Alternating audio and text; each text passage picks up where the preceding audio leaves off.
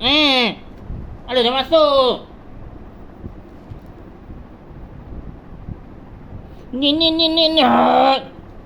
Sebelah jam Motor paling belakang. Sekarang semua dah miskin tu. Ni lah. Selangor dah miskin. Sabah dah kaya. Sabah yang kaya kan Sabah. Yang paling kaya Sabah. Yang paling kaya raya Sabah, negeri Sabah. Ni lah. Sabah, Sarawak,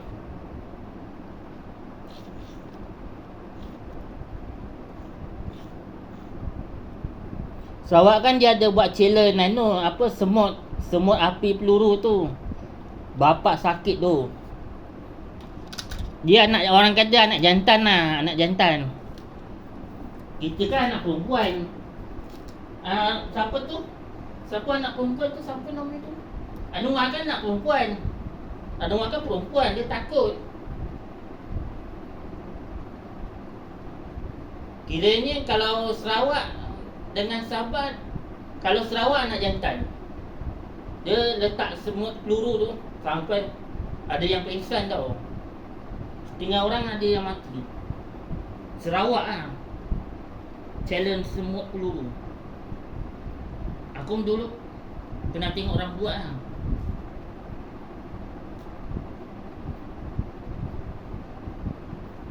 Jadi kita dapat yang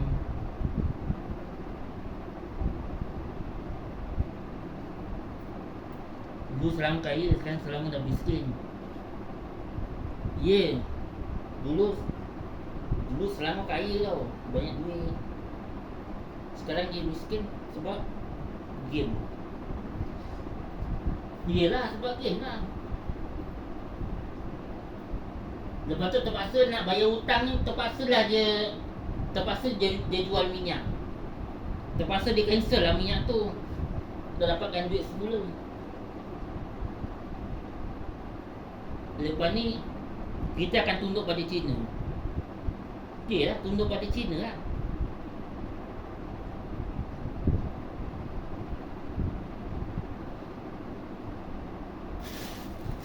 Tunduk pada China nanti.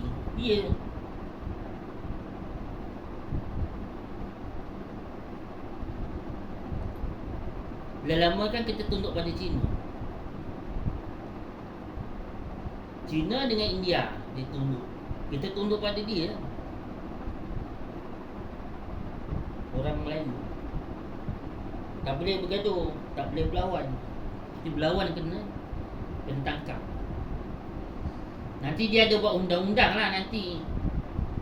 Undang-undang sendiri.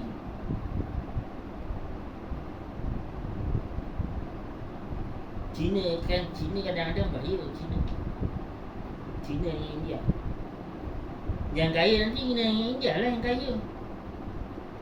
Yang miskin Selangor lah miskin. Miskin Tegar. Kita tunduklah pada China dengan India. Keling dengan India kita, keling dengan China ni kita tunduk.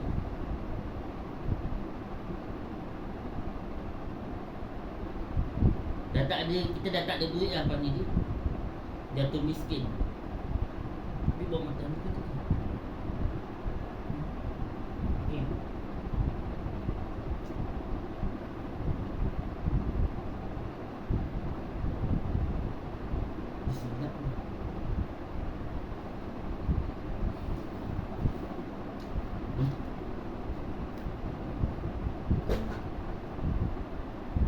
Betul-betul ada hantu.